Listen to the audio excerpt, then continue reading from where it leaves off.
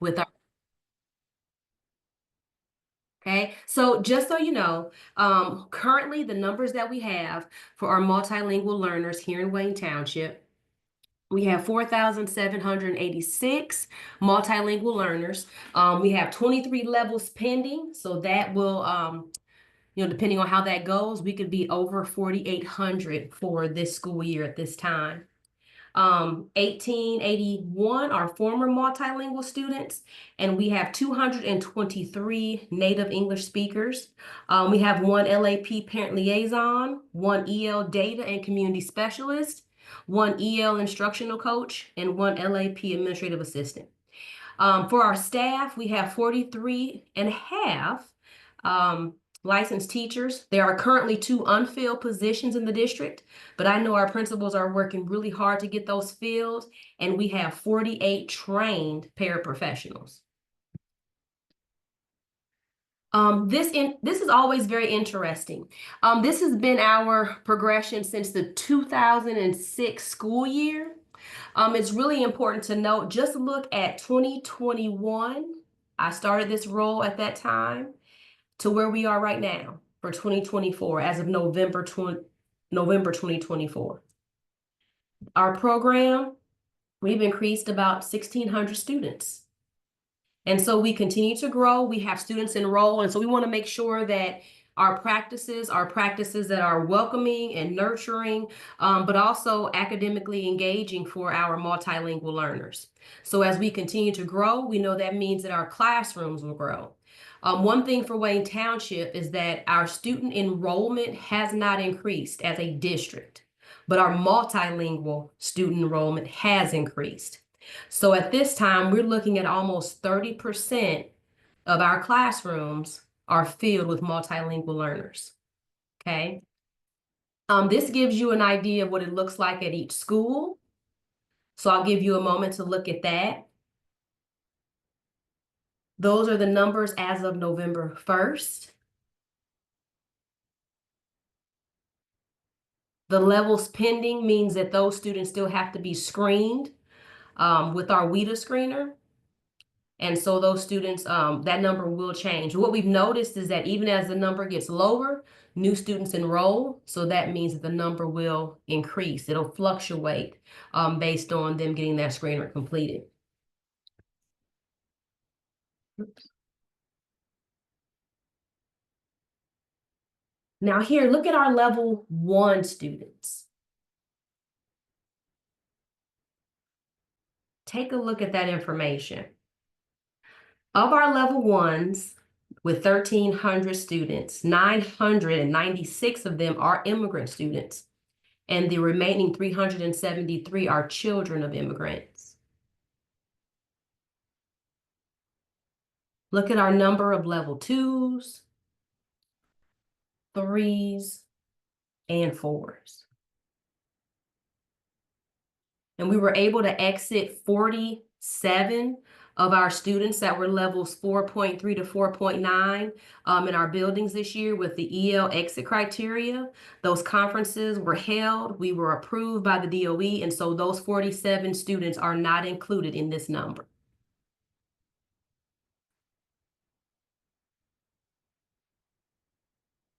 We have 2,802 students born outside of the United States as of 11/1/2024.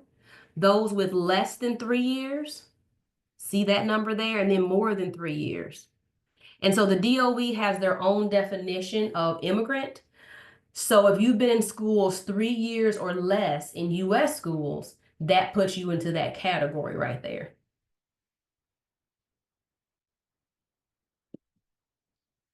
Currently, we have 92 countries represented here in Wayne Township alone, so 92 countries. That number has continued to increase. Here are the top 20 countries.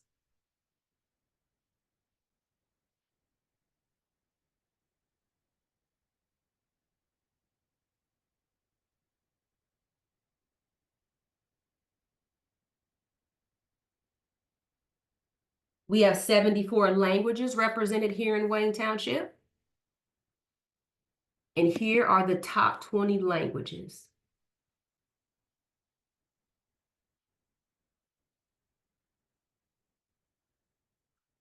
And don't worry, you will get a copy of all of these slides. You don't have to worry about keeping up.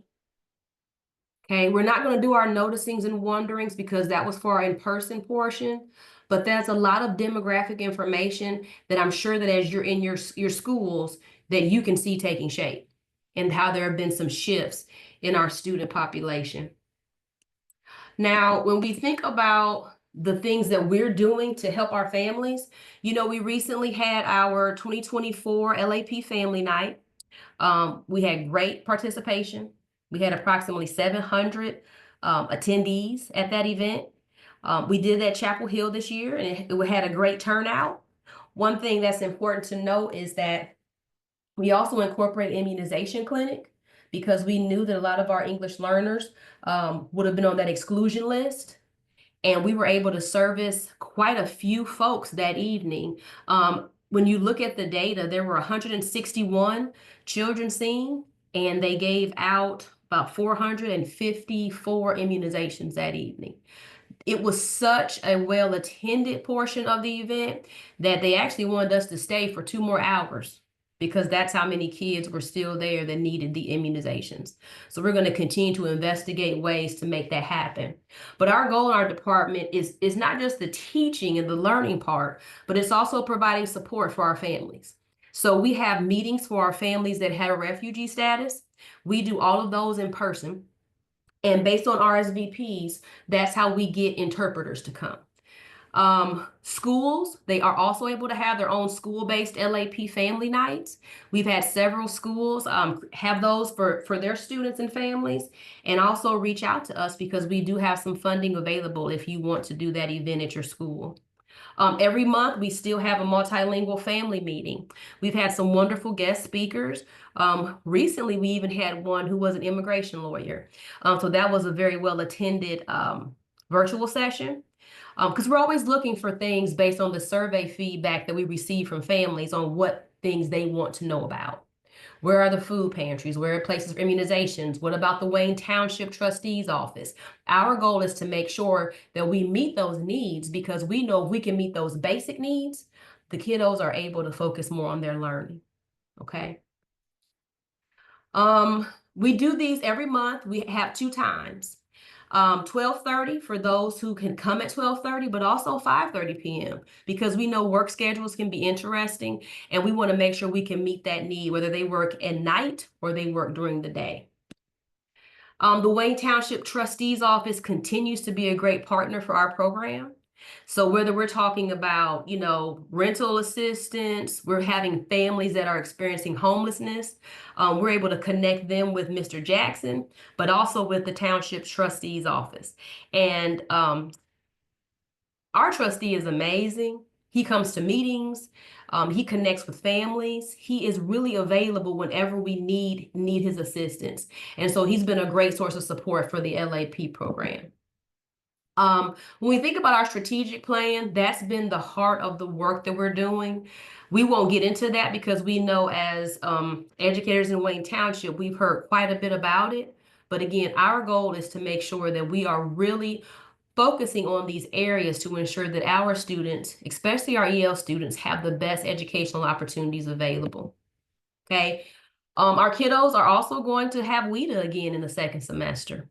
And so that's going to be on top of the iLearn checkpoints that they have, iRead 3 that's coming up, and then for some students, the SAT. So we'll make sure that we continue to share that with our families.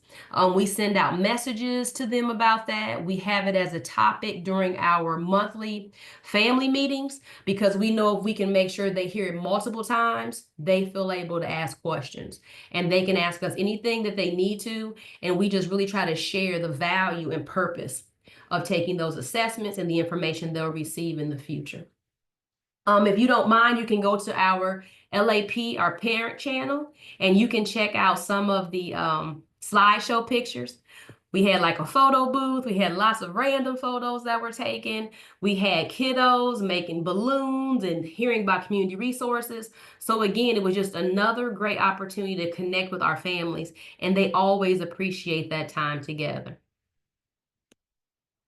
Parent Square is always a focus too, just so that you all know, we make sure that they have time to set up Parent Square. So when we have in-person meetings, there's always someone there with a laptop.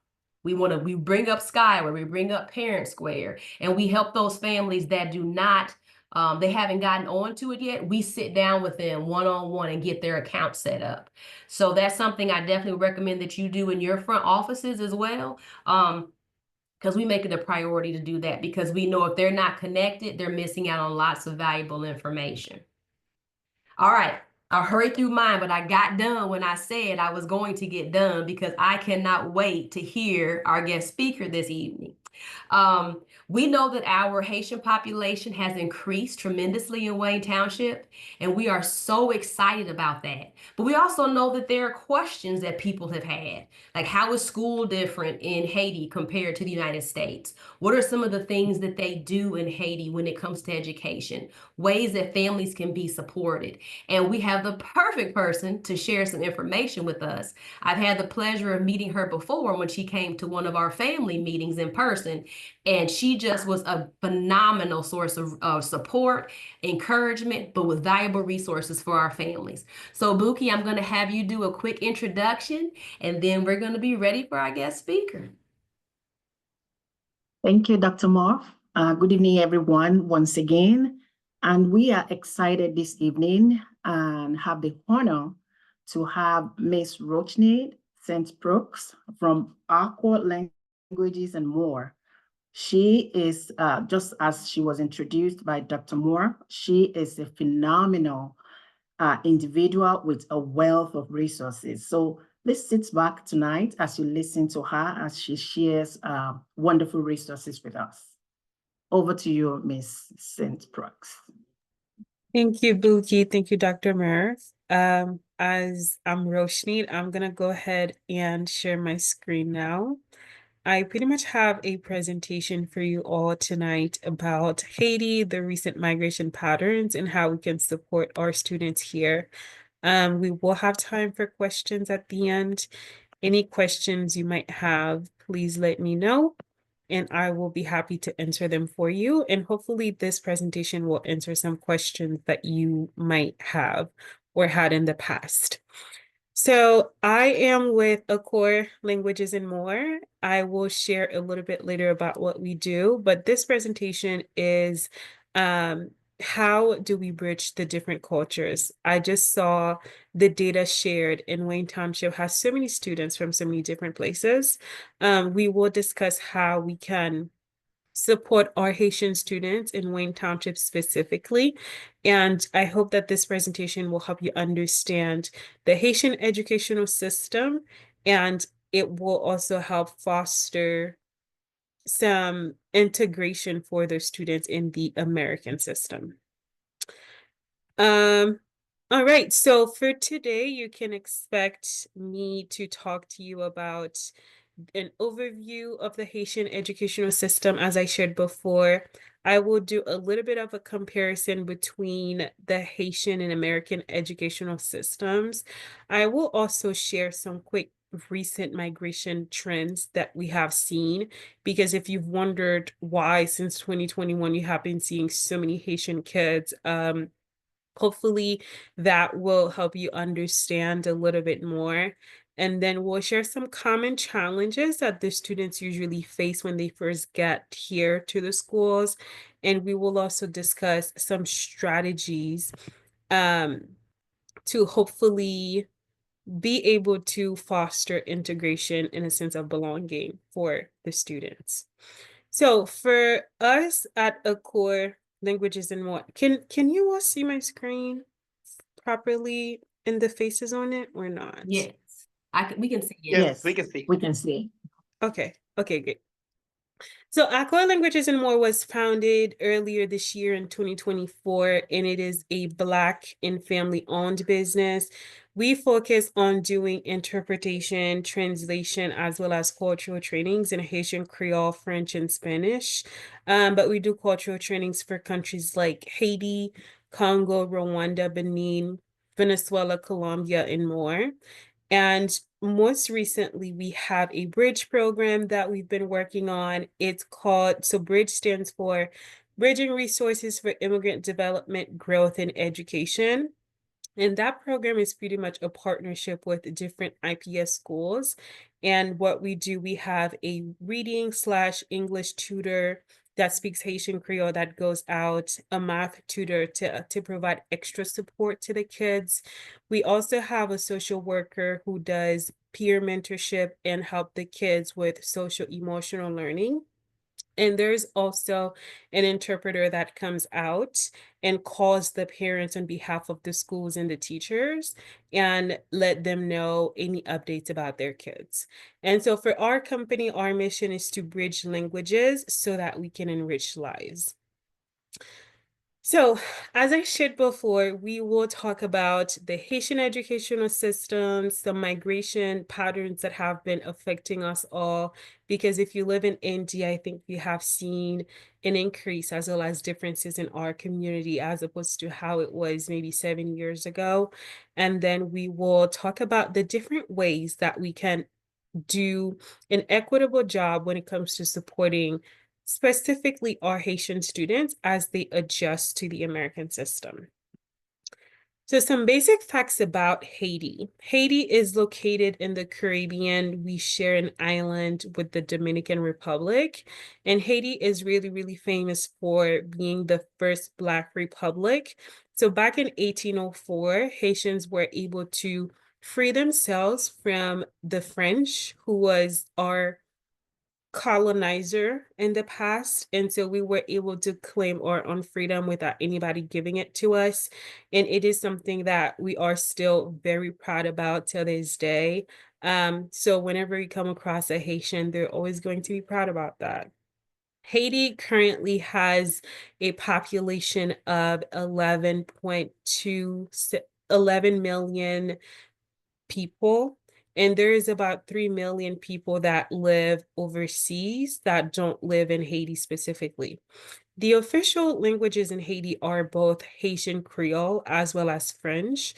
However, Haitian Creole, if somebody grew up in Haiti, yes, they speak Haitian Creole. However, for them to speak French, they need to have gone to school and had a formal education.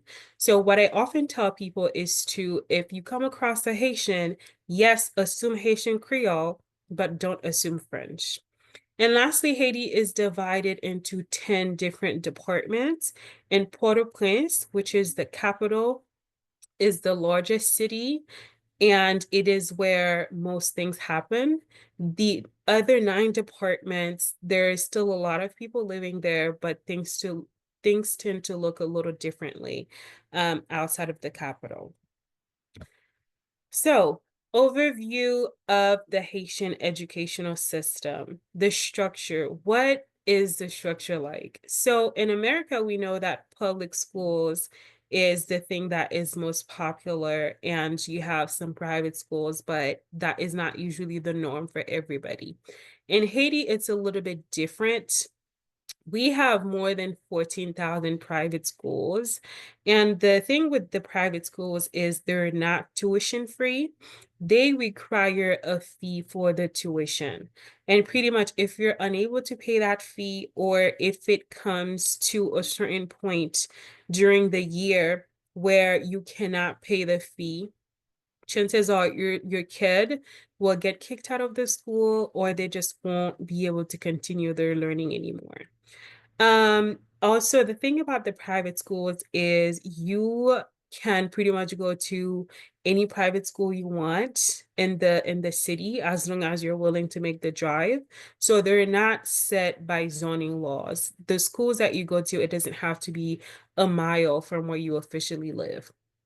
And then access to the schools vary by class. So the but the more money you have, the better the school your kids will be able to go to is.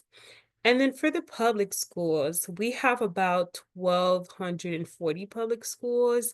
And for those schools, usually there are no tuition for them. And if there is tuition, it's relatively affordable. Lower class families will send their kids to public schools, and they will send them to schools that are not too far away from them, because they don't want to have to pay too much for the commute every day. And there is that conception of public schools being frowned upon because, as I said, it really is not the most common thing to do in Haiti. But nevertheless, they're really, really useful, and a lot of kids do go to them. So in Haiti, we have preschool, we have fundamental, and we have secondary school. So preschool is from the ages of 3 to 5 years old. Fundamental is from the ages of 6 years old to 15 years old. And secondary is from the ages of 15 to 18 years old. And this can pretty much help illustrate the difference between Haiti as well as the USA for us. So if a kid is 3 to 4 years old, they're going to be in preschool. 4 to 5, they're still in preschool. And then 5 to 6, they're in kindergarten.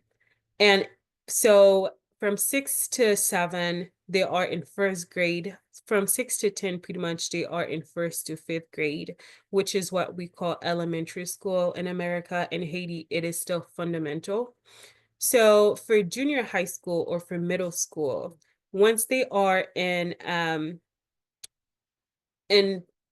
fifth grade and sixth grade, that is our middle school. And so we don't really have high schools in Haiti. And so the way it ends at ninth grade, and which is pretty much the start of high school for us in America. And then we have what is called secondary, which is the last one here. That is pretty much our high school. So the kids will enter secondary from the age of 15, and they will until the time that they become a senior in high school. But the difference is Haiti has one more class, which is called philosophy.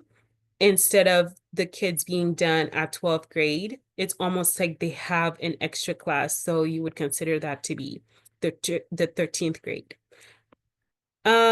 I know that could be a little confusing. I'm going to pause here to see if we have any questions.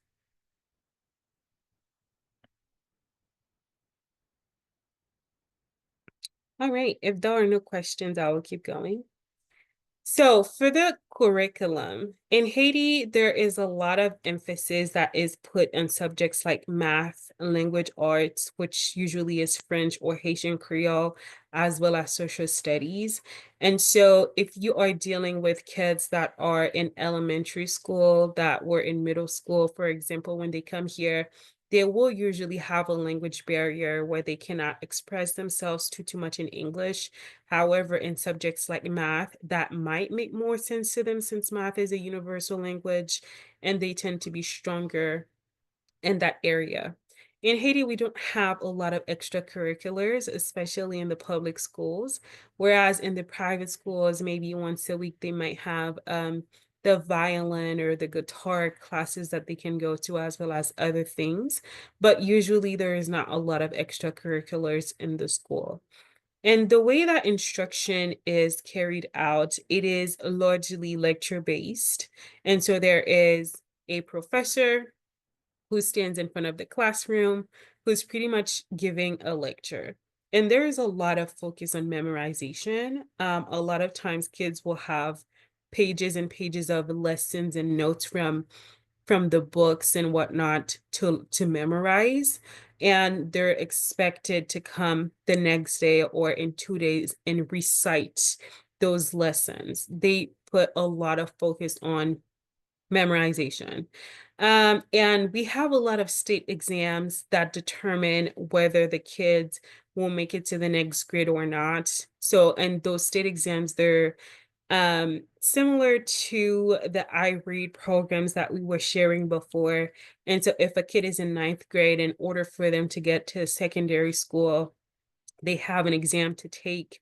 If a kid is in sixth grade, in order for them to make it to middle school, pretty much they have a state exam to take, and that is throughout the whole country. And the schools really, really focus on getting the kids ready for that. And then the last fun fact is students don't move from class to class like they do in America. The teachers come to them. So the classrooms are not for the teachers, they're actually for the students. And so the students will usually have an assigned seating and they will stay there all school day. And if they have 5 different subjects and 5 different professors for the different subjects, the professors will travel from class to class and the students are not going to do the travel themselves. And the other thing that is really, really huge between Haiti and America is the grading method. So in America, we have A, B, C, D, and F, whereas in Haiti, we have numbers. So if a kid were to get between 8 to 10 in Haiti, that is considered an A. A is the first level of that. A 10 is pretty much A plus, and it is very, very rare for a kid to get an A plus. However, they could get a 9. And if you get a 9, you pretty much get glorified. I remember when I went to school in Haiti, I would get 9s and I would often get a lot of gifts and a lot of compliments. So if you get 9, like if you get a 9 for the quarter, you did a really, really good job and you have made your parents very, very proud. If you get between a 7 to a 7.99, you pretty much got a B. If you got between a 6 to a 6.99, that is considered to be a C and that is passing. If you get between a 5 to a 5.99, depending on the school, that could still be passing, but most schools won't have that. And if you get between a 1 to a 4.99, that is very, very bad, and you will not make it to the next class.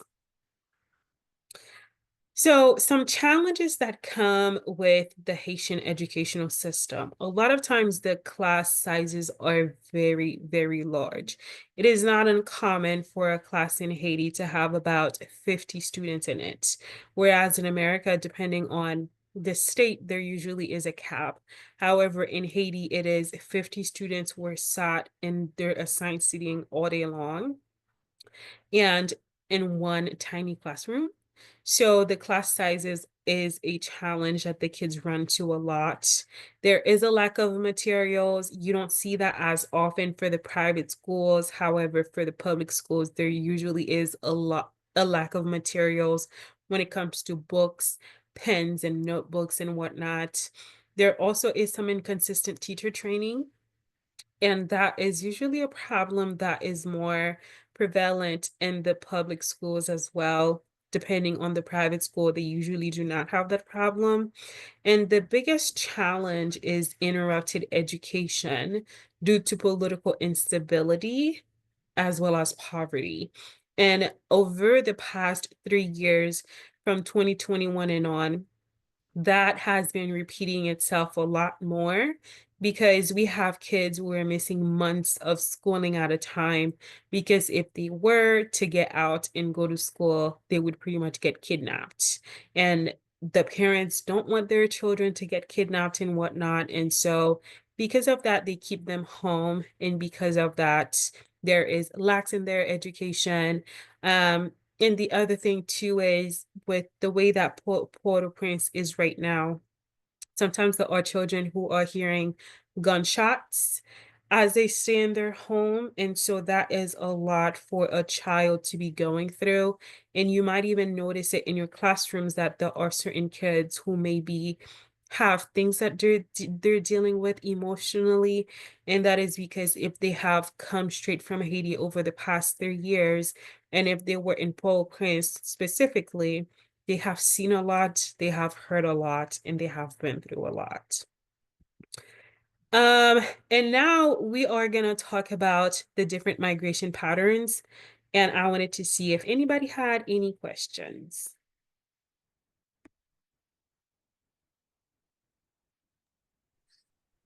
If Hey, there aren't, I'm sorry, I have a question. Yes. So you mentioned that the languages are French and Haitian Creole. I'm curious if there is a move away from French and more toward Haitian Creole with a sort of national pride, or how often and how do schools choose which language to educate the students in?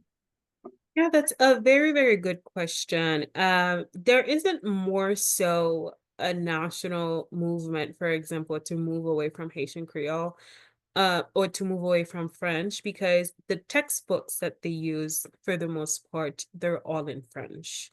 The education, the instruction is done in French.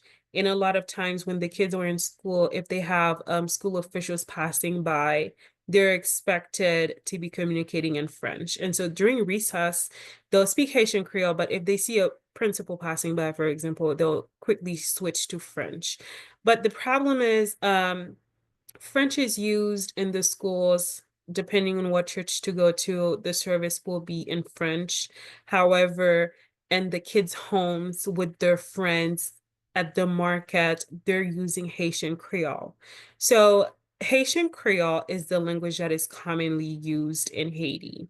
For all the activities that you're doing, it'll be Haitian Creole. However, when you go to school, that's when French is probably going to be spoken the most. But there is no movement that is moving away from that.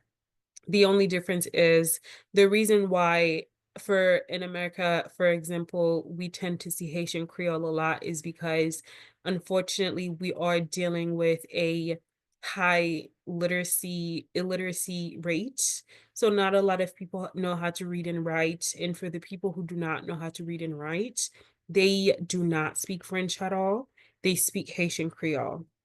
Also, for Wayne Township and for the population that you have been receiving, a lot of times they don't come directly from Haiti. They come from the Dominican Republic, from Chile, from Brazil. And so when they come from places like that, they will speak some Portuguese and some Spanish. However, French, they most likely won't know that, but they will know Haitian Creole. Does that make sense? Absolutely. I was curious because in my interactions with our Haitian Creole students and their parents, I noticed that the students often are able to communicate with me in French, whereas the parents may not be able to as easily. And so I was just curious about how that dynamic works. So thank you for the info. Yeah, absolutely. Any other questions? I have a question. I appreciate learning about what schooling is like over there. I'm curious about what are the hours of school? Are they in like that? That's a long time to be in your seat if the teachers are coming to you. Is it typically the same amount of hours a day? And do they, we have to go to school at least 180 days? Is that structure very similar, or is it different than what we experience here? That's a very good question. The structure is very, very similar. So school might start from 8 or 7:30 up until 2:30. Not much difference there. They also get breaks throughout the year. They'll get a big summer break, they'll get a fall break or a Christmas break. They'll also get a break for Easter as well.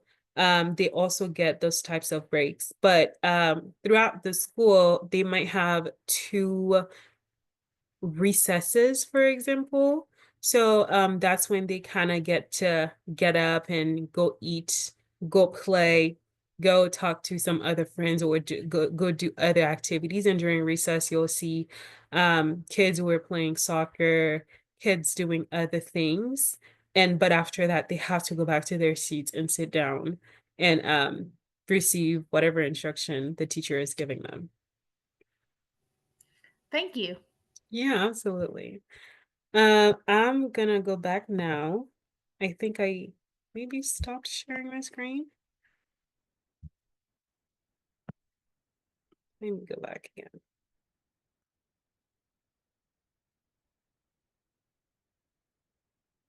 All right, so migration patterns. So Haitians have been coming to the US since at least the 60s, and that was a different category of Haitians moving back then. However, around pandemic time, there has been a lot of Haitians moving to Indianapolis, for example. And even for me personally, it is still one of the weirdest things because I never even foresaw myself living in Indianapolis, and I did not see Haitians moving to Indianapolis either.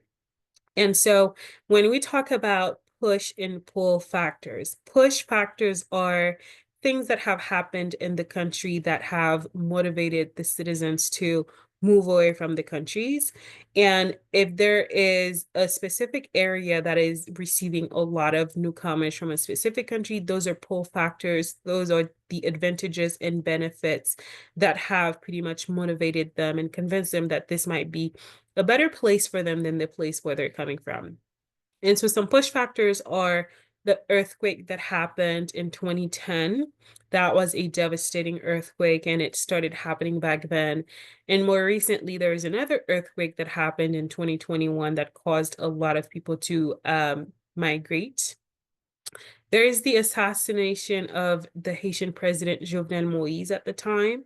And after his assassination, there really was a rise in crime and poverty as well as insecurity, in kidnappings and whatnot. And that caused a lot of people to move away. And because of all of this insecurity, even people who had businesses, who had regular jobs, were no longer able to go about their regular lives. And so because of that, they started to move to the Dominican Republic, to Chile, to Mexico, as well as America.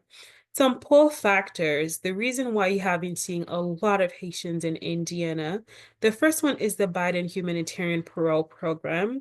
That is a program where if you live in the United States, you could apply for a family member or a relative or a friend who lives in Haiti to come directly in the United States and live with you.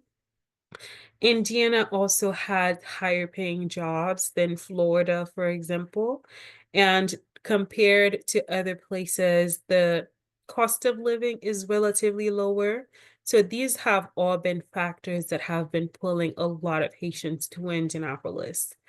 So in Indianapolis, the Haitian population mainly resides on the east and on the west side.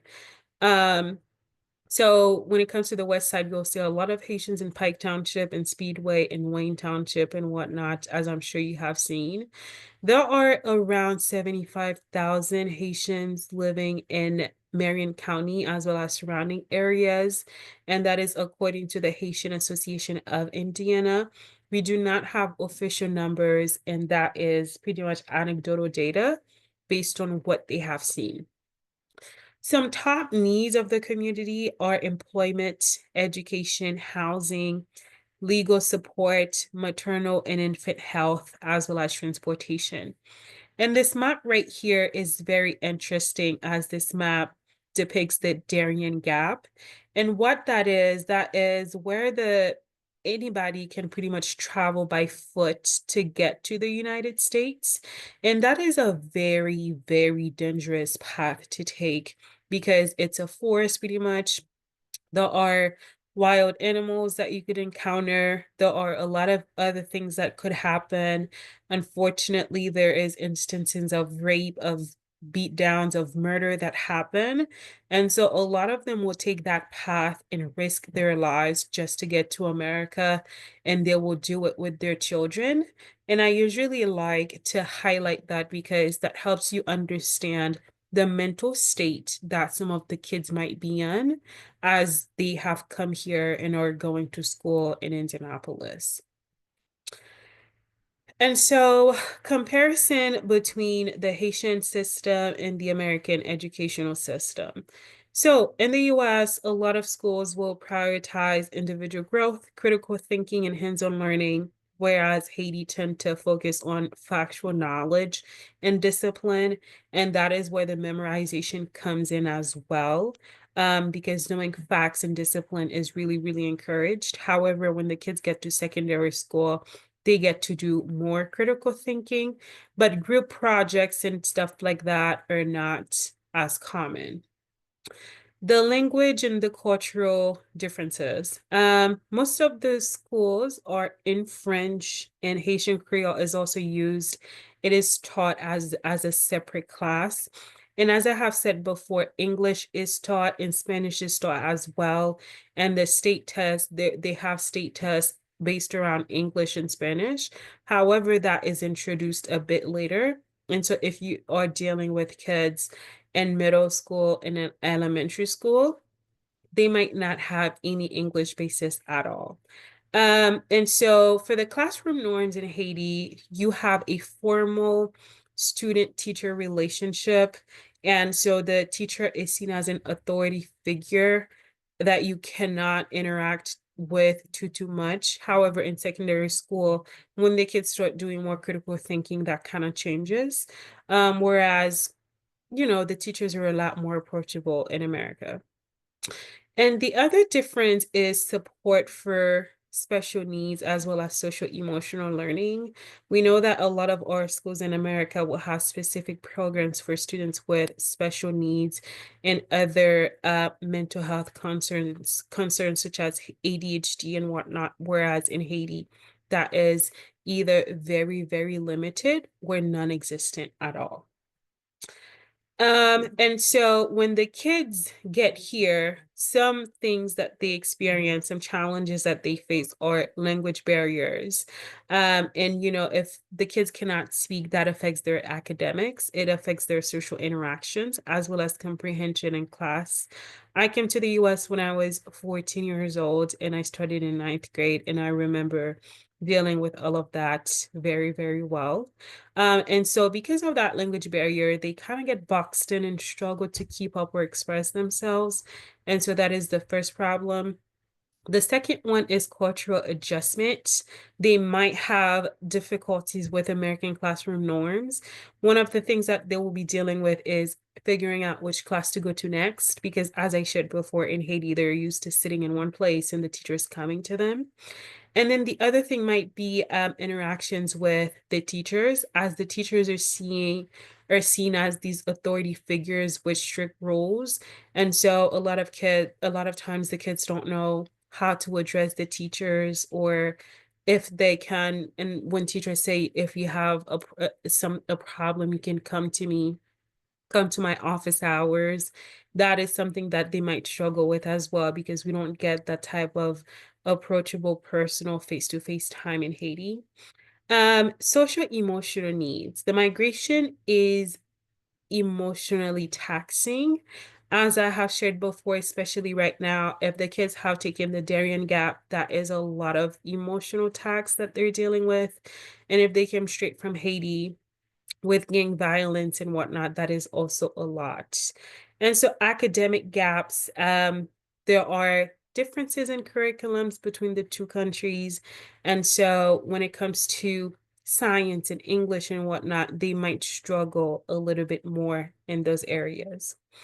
And so now I would like to go ahead and share some strategies to support Haitian students in integration and belonging. The first one is language and interpretation support, which I know our schools do a great job at. So access to Haitian Creole speakers or interpreters who can help translate is really, really crucial. Having integration orientations, for example, for newly arriving students, explaining to them how schools in America works so that they understand what the expectations are is really, really helpful. And having some materials for in-class subjects translated can also help. And then the other thing too is to make the kids feel like they belong in the school and make them feel included. So in the curriculums, you can try incorporating bits and pieces about Haitian history or even arts. Haitian arts if you're not too well versed in Haitian history. Another thing that we can do is acknowledgement of Haitian Flag Day, which is huge for us. That happens on May 18th, or of Independence Day, which happens every January. And so if you come across a Haitian person and you have acknowledged that, that is a way to make us feel at home. And then open space for students to talk about their cultures, to represent and be proud is also really, really encouraged. Um, Establishing a peer support program is also something that can go a long way for the kids' social and mental health. So pairing the kids with American-born students to build friendships and cultural understanding is also something we usually recommend. And then for our counselors or social workers, having these people culturally aware will also go a long way.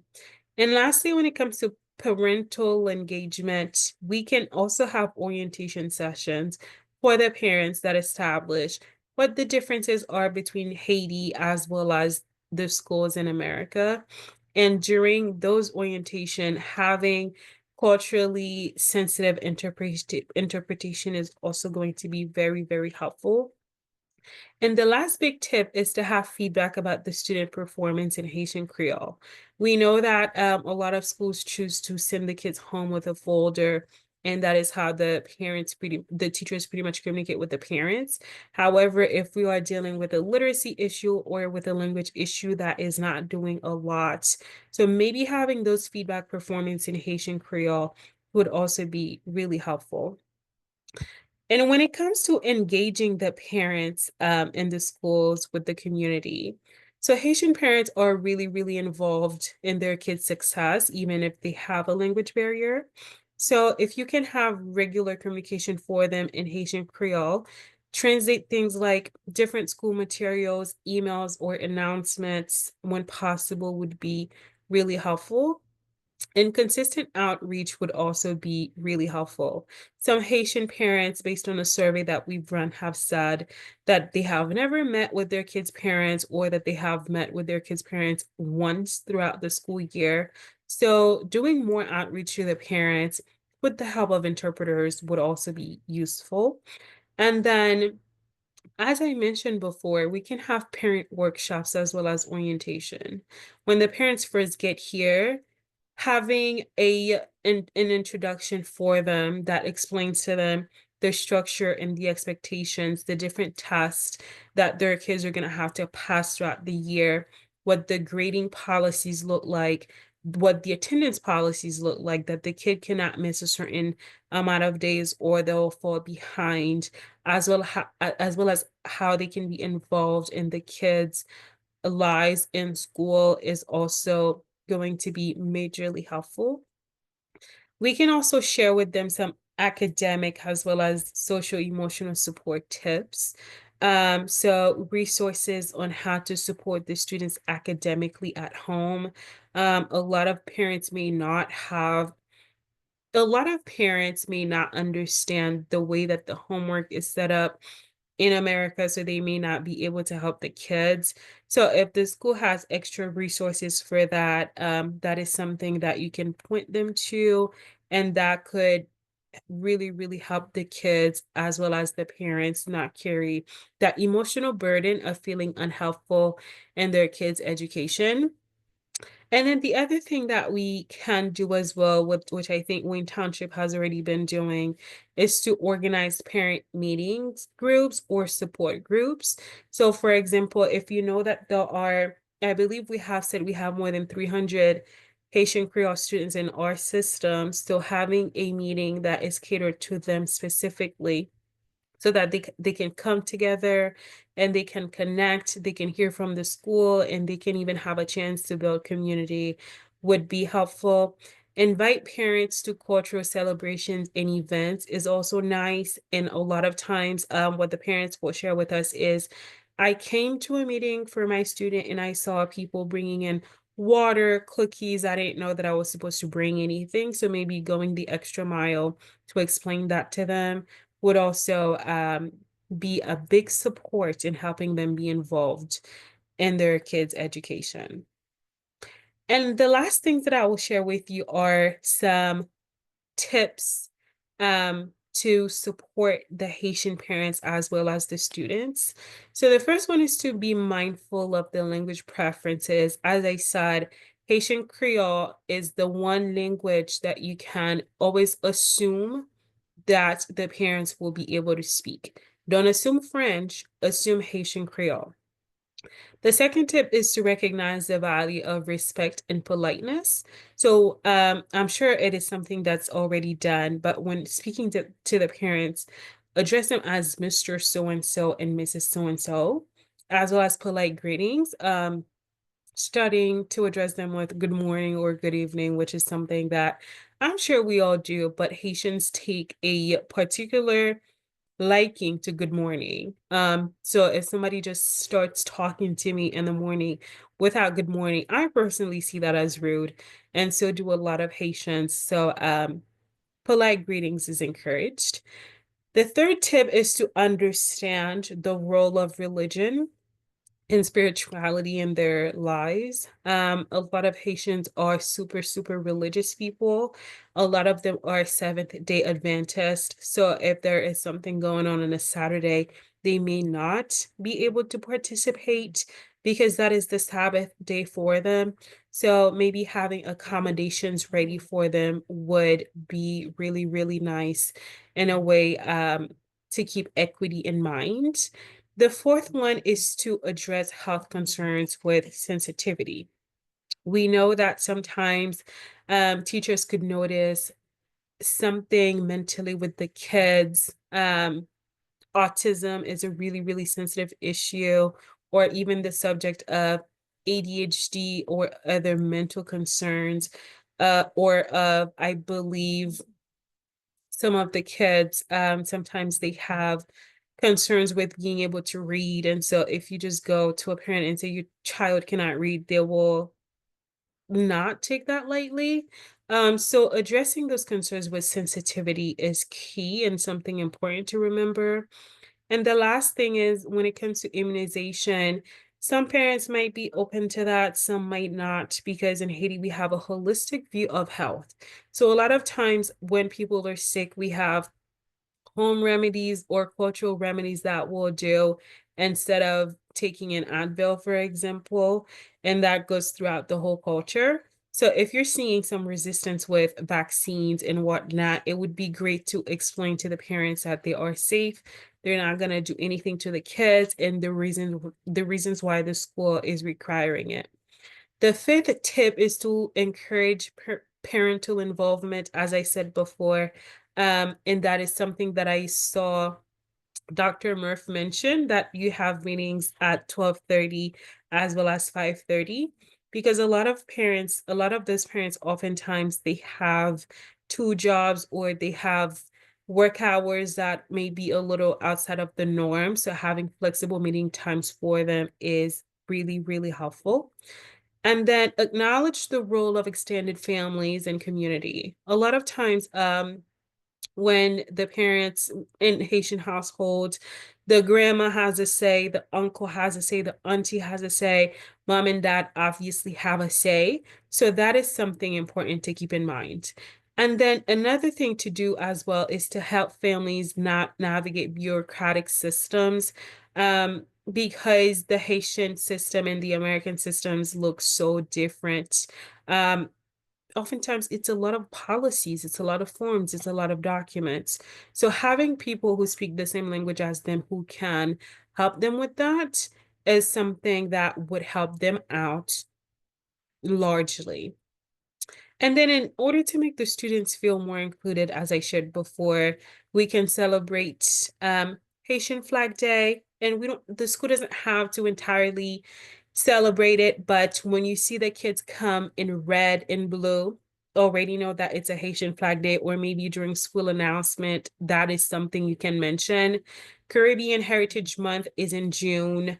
And then having Haitian flags and as well as other country flags throughout the schools is also a way to make the kids feel at home. As I shared before, stigma around mental health, please address them carefully. And if you are offering therapy or any other emotional support, it would be great to not broadcast those, because in Haiti, we still frown upon the subject of mental health, and it is not something that people openly discuss, that people are even open to discussing. So it is nice to be discreet when it comes to those. And then lastly is to educate the teachers on Haitian cultural norms. doing cultural awareness trainings for them so that they know the difference between certain things that the Haitian kids do. For example, when the Haitian kids may not look them in the eyes as a form of respect, because the teachers are the one on the first lines dealing with the kids and whatnot, so that training them on popular cultural norms that they do so that when they come across them, they know is nice. And then professional development sessions are also encouraged. That is all that I had to share with you today in regards to Haitian cultures or Haitian culture. Thank you for listening. If we have any last questions, I will be happy to take them. Thank you so much, though, before we even ask any questions. Thank you for all of that information. It was very insightful. Absolutely, my pleasure. Any questions, anyone? Thank you so, so much. This was so helpful and so just inspirational. Thank you for everything. Absolutely. You're very welcome.